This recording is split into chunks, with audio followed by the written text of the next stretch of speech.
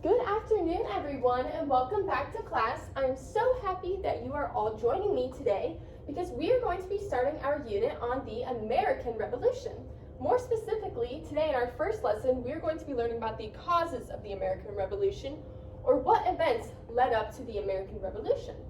Now, some of you may not know, some of you may already know, the American Revolution was a war between Great Britain and the colonists of the 13 colonies that ended up giving the colonists their freedom from Great Britain, and they started their own country, which is now the United States of America.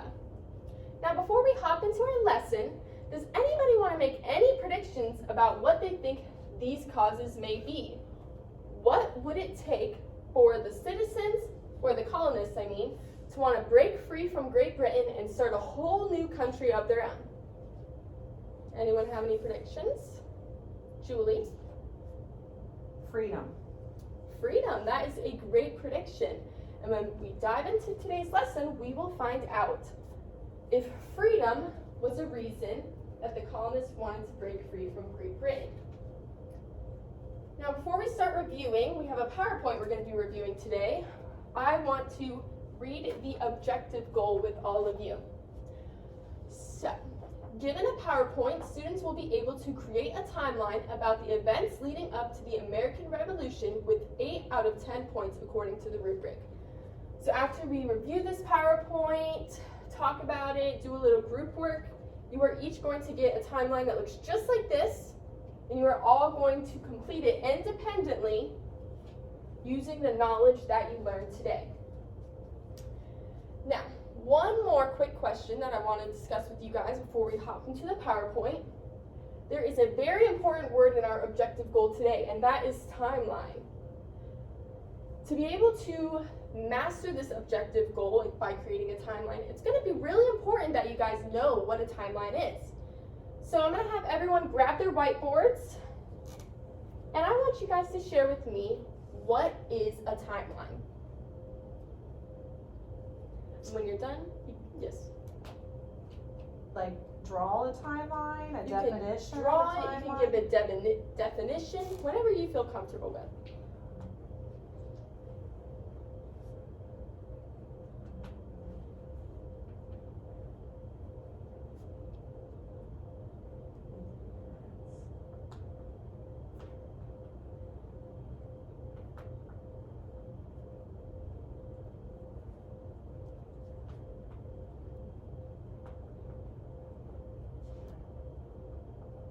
Does anyone want to share what they wrote down on their whiteboard with the class?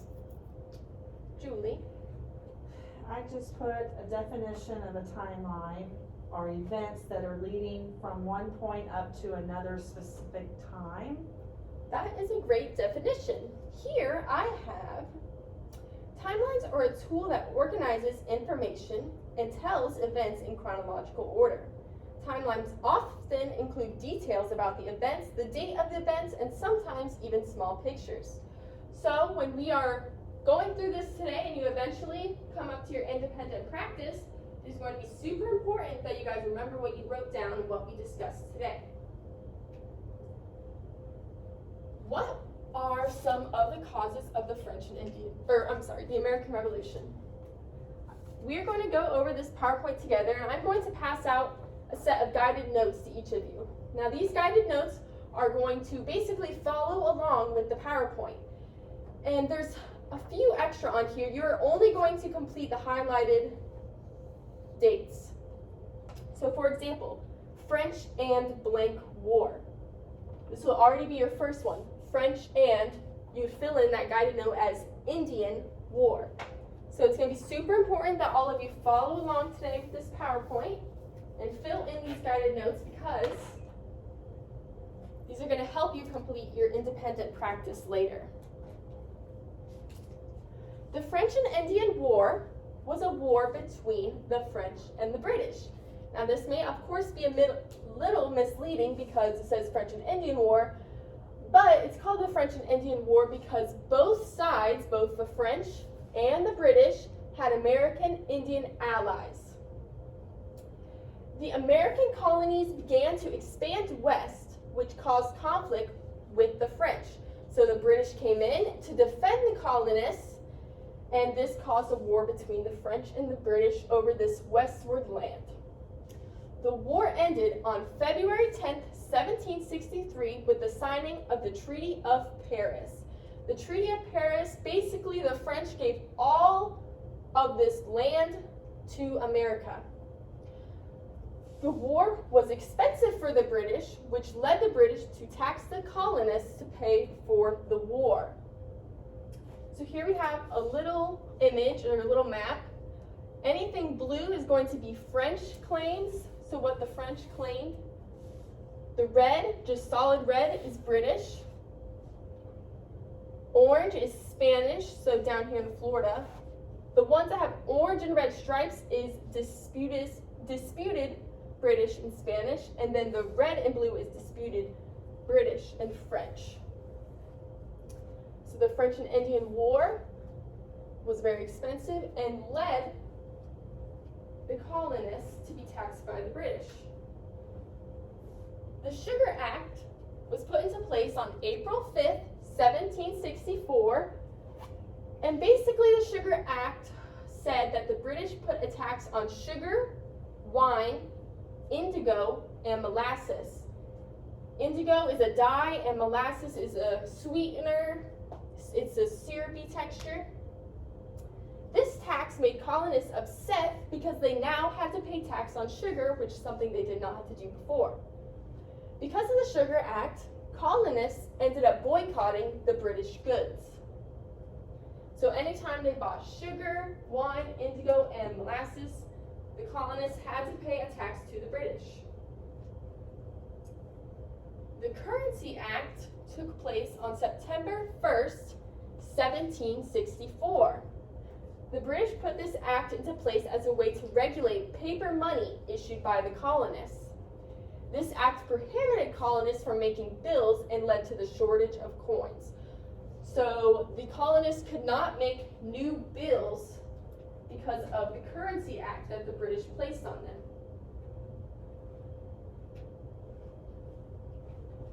The Stamp Act. The Stamp Act was put into place on March 22nd, 1765. With the Stamp Act, the British forced any type of paper to have an official British stamp that colonists had to pay for as a tax. So if you had a paper just like this, would not be okay because it did not have that official British marking. So you had to have that official British marking on all of your papers, and to get that marking you had to pay, so it was a tax. This led to the Stamp Act Congress, which took place from October 7th to October 25th in 1765, where representatives, which are just people from each colony, from the colonies met and stated the British did not have the right to tax the colonies since they had no representation.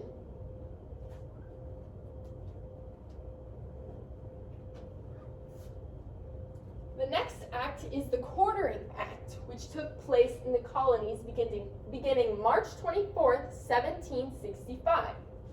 The Quartering Act stated that colonists were responsible for housing and feeding British soldiers. And I have a little cartoon up here. So it says, in 1765, a British soldier goes to his new house where he will be quartered, which means he'll be fed and he'll be provided a home. Here we have a few colonists in their home and the British soldier who just walked into the home. King George's Quartering Act states you must provide me a home. So the colonists had no idea. But when they learned about the Quartering Act, which took place again, March 24th, 1765, they learned that they had to provide this soldier a home. No ifs, ands, buts about it. And the colonists did not like the Quartering Act and found it very unfair that they had to house and feed British soldiers. Next, we have the Townshend Acts, which were put into place in 1767. And this act basically taxed imports of paper, paint, lead, glass, and tea. So anytime there were imports of paper, paint, lead, glass, and tea, after 1767, the colonists were taxed by the British. And we have a little image up here. This is a British soldier, just as we saw in the first slide of this PowerPoint. He's wearing red, he has a gun. And here's a colonist wearing blue, and he's looking at a sign on the wall that says tax on tea, $3 per pound. So for each pound of tea, the colonists had to pay $1 extra as a tax. Next we have the Boston Massacre. I'm sorry, this is kind of cut off. The Boston Massacre was an event that took place on March 5th, 1770. The Boston Massacre started out as a protest by the Sons of Liberty, and the Sons of Liberty are just a group of colonists that did not agree with the British rule. The protest ended up getting out of hand, turned into a street fight where some British soldiers fired their muskets and ended up killing 5 colonists. You can imagine why this made many colonists upset. Here we have another image over here. Again, you see these British soldiers in their red firing their muskets. Over here at the Sons of Liberty, again, this started out as a protest, turned into a street fight, and 4 colonists ended up dead because of this. Here we have the Boston Tea Party and the Intolerable Acts. On December 16, 1773, after the Boston Massacre, the Sons of Liberty disguised themselves as Native Americans and dumped tea into the harbor. This image is a little blurry. Here you can see they're on a boat in the harbor. They're dressed up as Indians, and they are dumping tea over the boat into the harbor because they did not like this tax that they were getting on tea. The Boston Tea Party eventually led the British to place a series of punishments on the colonists from March 31st to June 22nd, 1774, called the Intolerable Acts. And this was a set of a few acts. Some of them forbid public meetings and limited colonists the freedom of speech. The Intolerable Acts also closed ports and would not let anyone in or out of the colonies. Now that everyone has completed their guided notes and we have gone through the PowerPoint together, you are all going to work together with the classmates already at your table. You are each going to get one of these worksheets, and you see the word revolution down along the side. You're going to brainstorm, use your guided notes, and work with your classmates to complete an acronym about the word revolution. Now, some of us may not remember what an acronym is, so I put a little example up here using the word partners. So this can be helpful in 2 ways. It could be helpful when you are trying to work with your partner, and could also be helpful to know what an acronym is. You will have 10 to 15 minutes, and then we will share what we came up with. So you don't actually have to do it. Okay, now that everyone has completed their acronym, does anyone want to share what they came up with?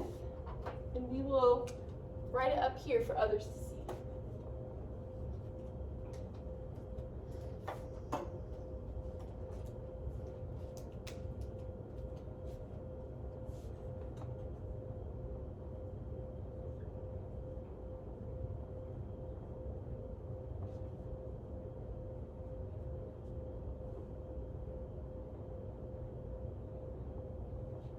Any groups like to share?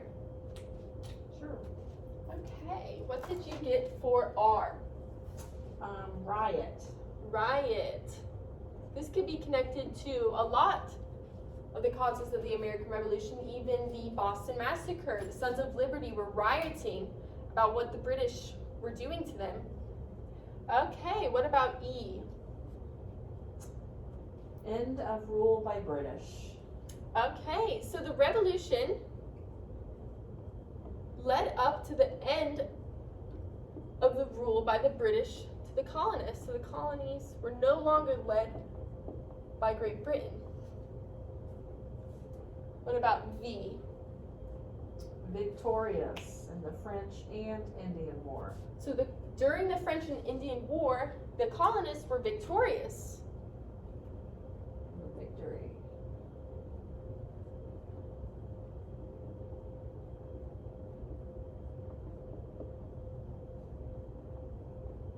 That is a good one. What did you get for O? The official British marking, which was the Stamp Act. So we learned in the Stamp Act, if your paper did not have that official British marking, it could not be used, and you had to pay for that official British marking as a tax. Okay, now we got L. I put lead was taxed in the Townshend Acts. So we learned that lead was taxed by the British. They need to pay for this war, so they're taxing everything, even lead. Okay. Next. This is a There were, the colonists were upset, so I put upset colonists. upset colonists is eventually really the main reason behind the American Revolution. They were upset. They wanted freedom from the British. Okay, now we have a T. T, I just put the French and Indian War. Just Okay. what- The French and Indian War. We could say this is really what started one of the first causes of the American Revolution, because the British had to find a way to pay for this war, so they started coming up with tons of different unnecessary taxes to pay for it. Okay, we're getting close to the end. What about I? I put I for indigo as, Yep, indigo was as well taxed. What act was the Sugar Act. Yep, indigo was taxed in the Sugar Act. And indigo is a dye. It's also a color, but you're referring to it as a dye here. Okay, what about two more? What'd you put for O? Oh, I put, from October 7th through 25th was the Stamp Act. Okay, so from October 7th to October 25th, the Stamp Act was in place. And that was, can anyone share anything about the Stamp Act with us? It was where they, I think I put, There was a tax on sugar, wine, indigo, and no, that was sugar. The Stamp Act Oh, yes, was the forced Stamp Act. any type of paper. Yep. To have the official marking. yes, I'm sorry. The Stamp Act is that official British marking that we talked about up here that you had to pay for, and it was required on all paper. And last one, N, No taxes. no taxes.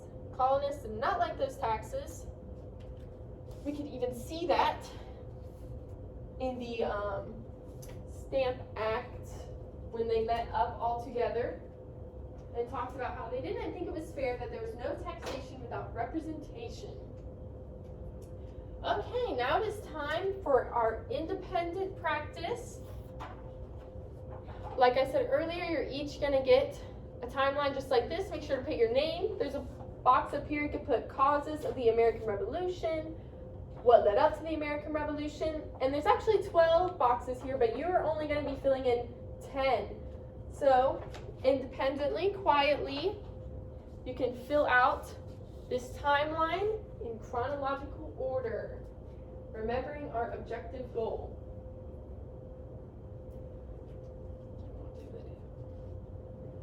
Okay, now that everyone has completed their timelines, we're going to do a quick review together.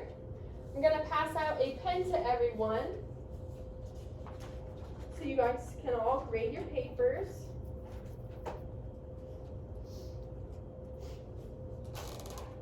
Okay. Now you guys may have put something different from me. That's okay. If you have something very similar to me, that's what we're looking for. Of course, you want to put your name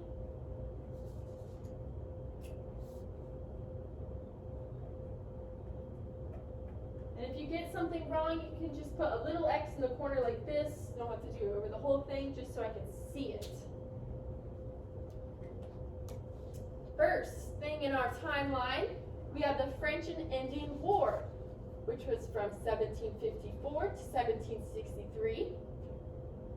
It was the colonists versus the French, which I know is a little misleading. We remember it's called French and Indian War because each side had Indian allies.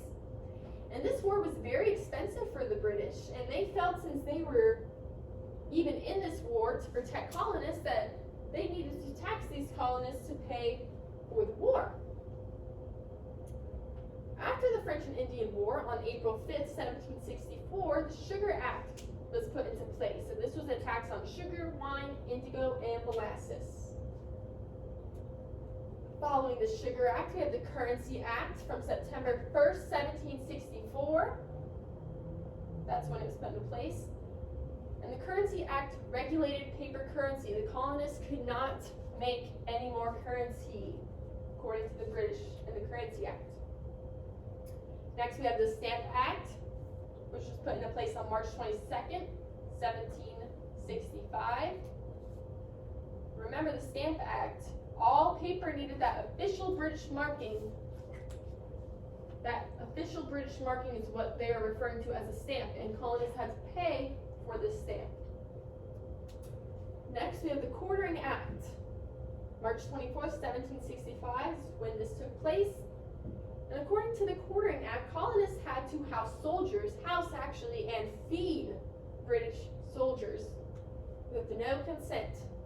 Nothing they could say about it.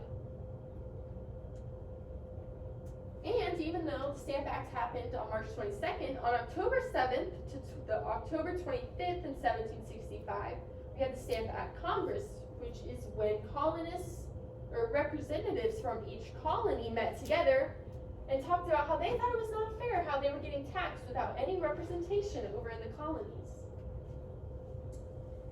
Following the next year in 1767 was the Townshend Acts. The British put a tax on the import of paper, paint, lead, glass, and tea.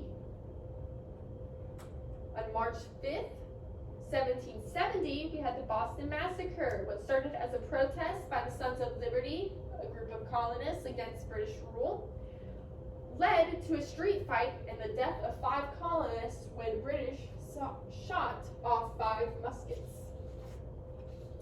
Next, we had the Boston Tea Party, December 16th, 1773. Once again, the Sons of Liberty, they dressed up as Native Americans, got into a boat in the harbor, and dumped off all the tea, which I'm sure also costed the British a lot more money. And finally, our last spot, you should have the Intolerable Acts from March 31st to June 22nd, 1774. This was a set of punishments that was as a result of the Boston Tea Party. So, Sons of Liberty were trying to revolt. The British came back harder and just began to punish them more. So, if you got 1 wrong, you can put 9 out of 10. So, however many you got wrong, minus 10. If you got all 10 right, 10 out of 10. Definitely met your mastery goal. If you got 3 right, 10 minus 3 would be 7. So, you'd have 7 out of 10. And I will come collect those just so I can review them a little more.